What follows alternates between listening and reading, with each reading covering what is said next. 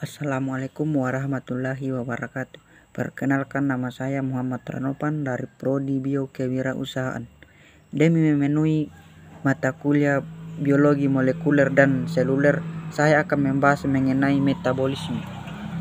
Apa itu metabolisme? Metabolisme merupakan suatu proses pembentukan atau penguraian zat di dalam sel yang disertai dalam adanya perubahan energi. Proses ini terjadi di dalam sel makhluk hidup. Proses yang terjadi di dalam berupa energi pembentukan zat atau dapat pula berupa penguraian zat menjadi zat-zat yang lebih sederhana. Proses pembentukan zat terjadi pada proses fotosintesis, sintetis lemak, dan sintetis protein. Proses penguraian zat berupa respirasi sel dan fermentasi sel. Metabolisme adalah segala proses reaksi kimia yang di dalamnya makhluk hidup, mulai dari makhluk bersel satu yang sangat sederhana seperti bakteri, protoza, jamur, tumbuhan, hewan, sampai kepada manusia. Makhluk yang susunan tubuhnya sangat kompleks. Di dalam kompleks makhluk hidup mendapatkan mengubah dan memakainya senyawa kimia dari sekitarnya untuk mempertahankan kelangsungan hidupnya. Dalam proses metabolisme, enzim sangat diperlukan sebagai katalisator, senyawa yang dapat mempercepat proses terjadinya reaksi tanpa habis reaksi. Enzim bekerja dengan cara menempel pada permukaan molekul zat-zat yang bereaksi dan dengan demikian dapat mempercepat proses reaksi. Seperti yang telah lihat bahwa proses metabolisme ada dua proses, yaitu proses pembentukan dan penguraian. Proses pembentukan pada metabolisme disebut juga anabolisme, sedangkan proses penguraian disebut juga dengan proses katabolisme. Kedua proses ini disebut juga sebagai arah lintasan dari proses metabolisme. Kedua arah lintasan ini metabolisme diperlukan setiap organisme untuk dapat bertahan hidup, agar lintasan metabolisme ditentukan oleh suatu senyawa yang disebut sebagai hormon dan dipercepat oleh senyawa organik yang disebut sebagai enzim.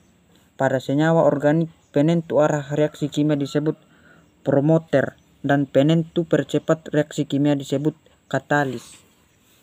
Pada setiap arah metabolisme, reaksi kimia melibatkan sejumlah subberat yang berinteraksi dengan enzim pada jenjang-jenjang reaksi guna menghasilkan senyawa intermediat yang lazim disebut sebagai metabolit yang merupakan subberat pada jenjang reaksi berikut.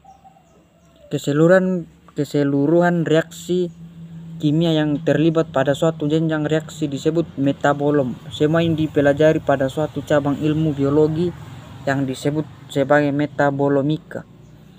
Proses metabolisme biasanya lebih banyak membutuhkan energi hingga reaksinya dapat berlangsung cepat dan efisien, serta memerlukan energi dalam bentuk energi panas. Proses ini memerlukan energi yang lebih besar karena dalam proses anabolisme proses yang terjadi lebih baik dan prosesnya yang cepat dan efisien panas, sehingga energi yang diperlukan lebih besar, seperti yang disebut juga reaksi endergonik atau reaksi endoktrin.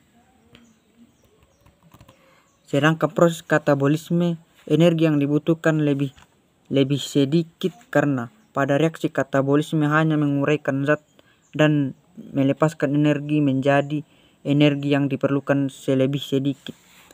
Suatu proses di mana terjadi pelepasan energi disebut juga reaksi eksorgonik atau reaksi eksostrim.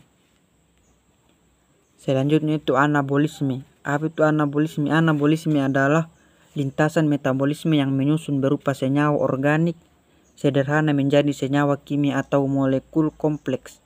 Proses ini membutuhkan energi dari luar.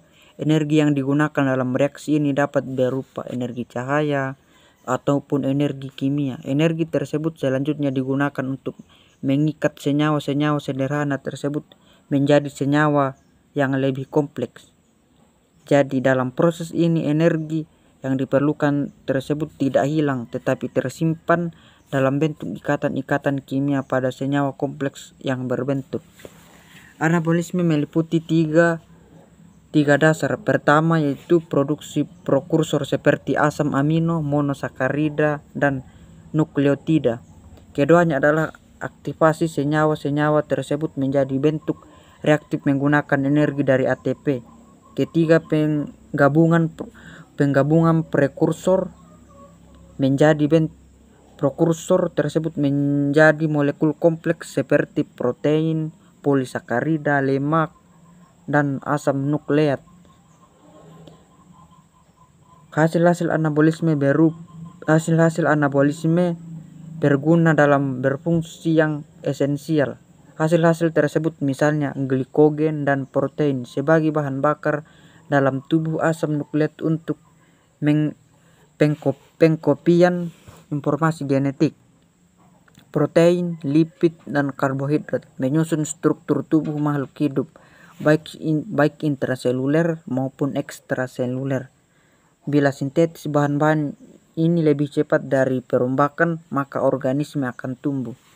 Reaksi yang termasuk dalam reaksi anabolisme yaitu fotosintesis dan komosintesis. Fotosintesis ialah reaksi anabolisme yang menggunakan energi cahaya, sedangkan komosintesis ialah reaksi anabolisme yang menggunakan energi kimia. Berikut yang akan dijelaskan lebih lanjut yang mengenai salah satu reaksi anabolisme yaitu fotosintesis. Fotosintesis merupakan suatu proses di mana terjadi proses pengolahan energi yang diperoleh dari sinar matahari dan juga karbon dioksida menjadi senyawa kimia organik. Proses fotosintesis dilakukan oleh tumbuhan tingkat tinggi, tumbuhan pakis, lumut, ganggang hijau, biru, merah, dan coklat. Energi matahari ditangkap oleh proses fotosintesis berupa lebih dari 90% sumber energi yang dipakai oleh manusia untuk pemanasan cahaya dan tenaga batu bara. Gas bumi dan minyak bumi adalah sumber energi yang berasal dari hasil perombakan bahan alam hayati oleh adanya jasad berfotosintesis dalam waktu jutaan tahun silam.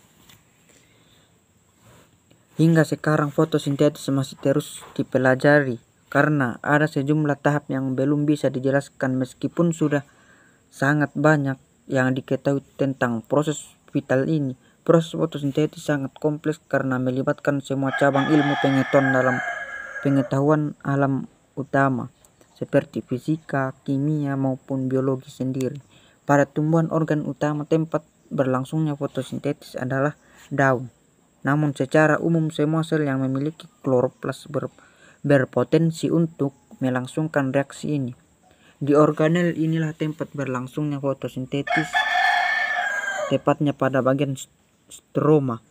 Hasil fotosintesis disebut fotosintet, biasanya dikirim ke jaringan-jaringan terdekat terlebih dahulu.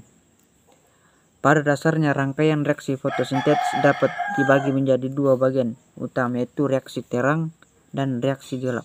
Reaksi terang karena memerlukan cahaya dan reaksi gelap tidak memerlukan cahaya tetapi memerlukan karbon dioksida.